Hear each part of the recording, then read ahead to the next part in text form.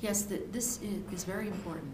When healthcare reform and the debate in 2009 proceeded, there was broad consensus about the fact that the country could achieve the promise of getting people with pre-existing conditions into the system, for example, if everyone participated.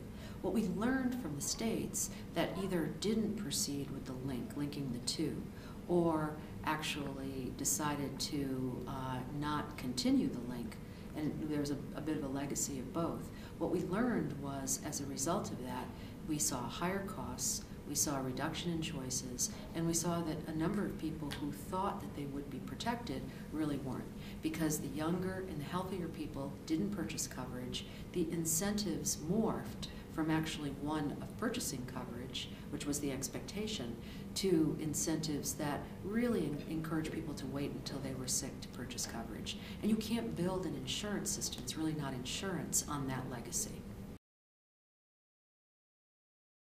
Well, without a doubt, the subsidies are important and will be a helping hand to people. But one thing that's very important is to look at it. I'm very focused on experience because I think experience tells us a lot. And we saw with Massachusetts, there have been now some very important articles that have been done to analyze the effect of subsidies in Massachusetts before they passed the mandate.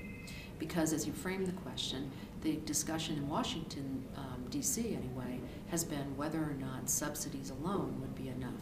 The answer to that, based on Massachusetts, is clearly no. What we saw in Massachusetts, the people who signed up, albeit with a helping hand of subsidies, were older and sicker. The people who didn't sign up are exactly the people we need to get into the pool. What those people ended up doing is waiting. When Massachusetts went forward and passed the mandate, what we did see was an uptick in the numbers of people who were younger and healthier signing up.